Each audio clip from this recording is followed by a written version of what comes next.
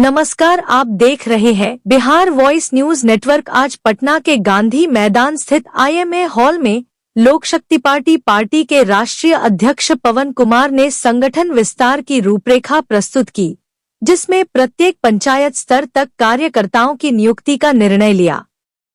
बिहार विधानसभा चुनाव 2025 की रणनीति पर चर्चा करते हुए अपन बिहार, सक्षम बिहार का विजन प्रस्तुत किया। योग्य उम्मीदवारों के चयन हेतु एक पारदर्शी और जनाधारित प्रक्रिया का खाका साझा किया। बिहार विजन 2025 इंच दस्तावेज को लॉन्च किया, जिसमें शिक्षा, स्वास्थ्य, कृषि, महिलाओं एवं युवाओं को रोजगार और सुशासन की रूपरेखा तैयार की।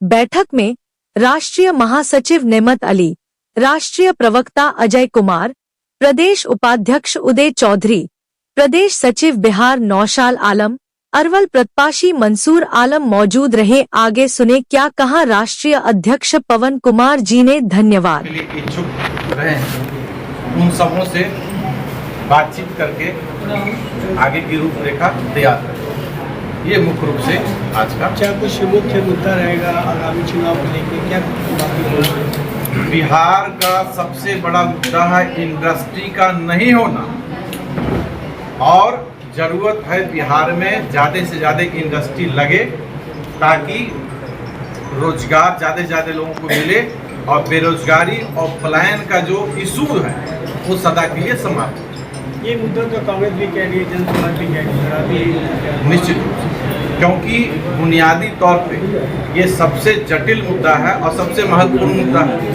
बाकी सब पार्टी इस इशूज पे अपनी बात रख रही है कि ये मुद्दा तो है, लेकिन किसी के पास ब्लूप्रिंट नहीं है जो एक्सप्लेन कर सके कि इस इशूज को हम सॉल्व कैसे करें। कितने सीटों पर चुनाव लड़ने की तैयारी है?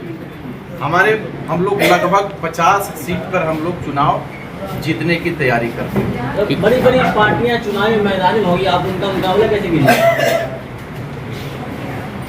हम लोग के साथ जनता है, हमारे साथ बिहार का स्ट्रॉन्ग विजन है। जिस विजन को कैसे इम्प्लीमेंट करेंगे, इस बात को हम लोगों के पास लेके जाएंगे और हम कन्विंस करेंगे, उनको विश्वास में लेंगे। और मैं आश्वस्त हूँ कि जिस प्रकार से एक्सप्लेन करेंगे, लोक शक्ति पार्टी को ज़्यादा से ज़्यादा समर्थन मिलेगा और वोट में मिलेगा। किसी राजनीतिक अनुभव के अचानक चुनावी मैदान में कूदना खतरनाक नहीं होगा? लोक शक्ति पार्टी कोई नई पार्टी नहीं है। लोक शक्ति पार्टी लोकतांत्रिक 2019 में दिल्ली में रजिस्टर्ड हुई।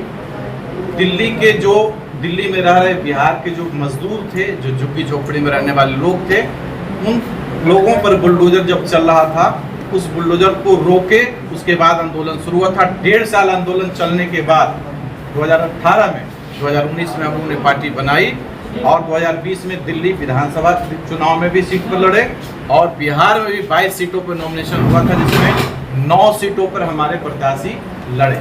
इसके अलावे हम लोग SC/Z की मांग और बिहार में बंद पड़े उद्योग और बिहार को विशेष राज्य के दर्जा पर जो राजनीति सिर्फ हो रही थी, उसको वास्तविक में एक उस मांग को सॉल्व करने के लिए, उसका समाधान निकालने के लिए 3 मुद्दा पर 2020 और 19 के बीच में हम लोग सत्याग्रह आंदोलन पहले भी किए थे और उसके बाद लगातार जनसंपर्क हमारे पदाधिकारी, हमारे कार्यकर्ता कर रहे हैं। इसलिए हम पुराने नहीं हैं, नए नहीं हैं, हम 5-6 साल से लगातार हम लोग यहाँ पे काम कर रहे हैं। भविष्य में किसी पार्टी के साथ मर्ज भी होंगे क्या? गठबंधन भी करेंगे?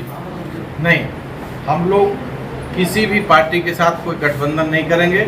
यदि गठबंधन करना होगा तो हम लोग जनता के साथ गठबंधन कर ही रहे हैं और उसी से मजबूती के साथ हम लोग गठबंधन करेंगे, क्योंकि लोकतंत्र में जनता मालिक है। पवन जी, कहने का मतलब यह है कि 15 दिनों में लगभग 50 जो है क्राइम हुए हैं, हत्या हुई है पटना में और पूरे बिहार में। क्या कुछ कहना चाहेंगे जिस तरीके से अगर मान लीजिए कि सत्ता में आप आते हैं तो क्राइम पे किस तरीके से रोक लगेगी?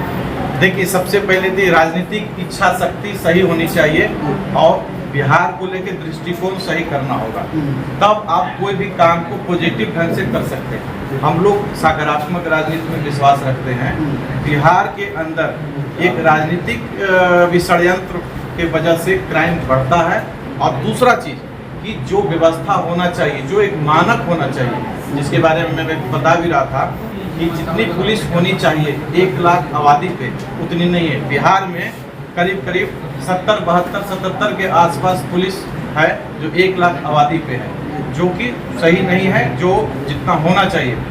यूएन का जो मानक है 222 पुलिसकर्मी होना चाहिए 1 लाख पे, और यदि भारत की बात करें तो लगभग 192-90 के आसपास पुलिसकर्मी होने चाहिए। लगभग 1 लाख पुलिसकर्मी की जब बहाली होगी और उसके साथ आर्म्स है, एमुनेशन है, उसको ट्रेनिंग, इंफ्रास्ट्रक्चर, साधन सारा मुहैया कराया जाएगा तो इस क्राइम को कंट्रोल किया जा सकता है। और सबसे साथ इसके साथ साथ जो जरूरी है कि हम यदि यहाँ उद्योग लगाते हैं तो बेरोजगारी दूर होगी, लोग क्राइम में नहीं जाएंगे, ये सबसे बड़ा फैक्टर है।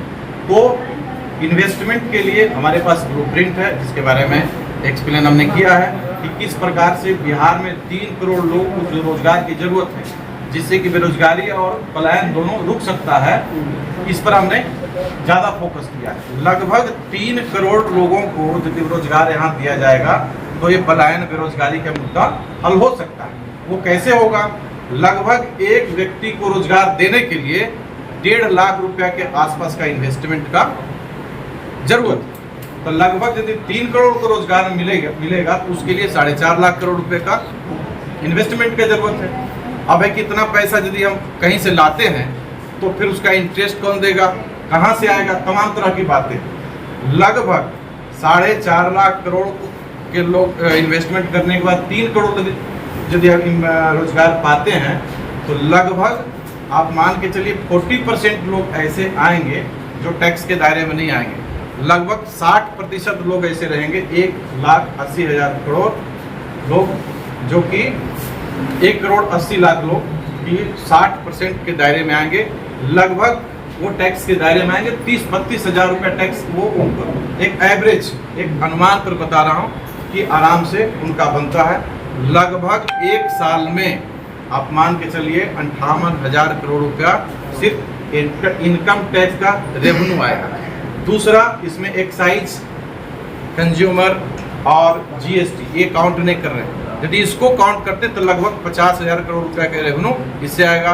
टोटल मिला के 1,08,000 करोड़ से ऊपर रुपए का इनकम आएगा। अब 4.5 लाख करोड़ रुपए का इंटरेस्ट कितना हो गया? 7% के हिसाब से 35-40 हज़ार करोड़ रुपए आप माइनस कर लीजिए, फिर भी आपका बजट में ये अमाउंट तो बढ़ेगा।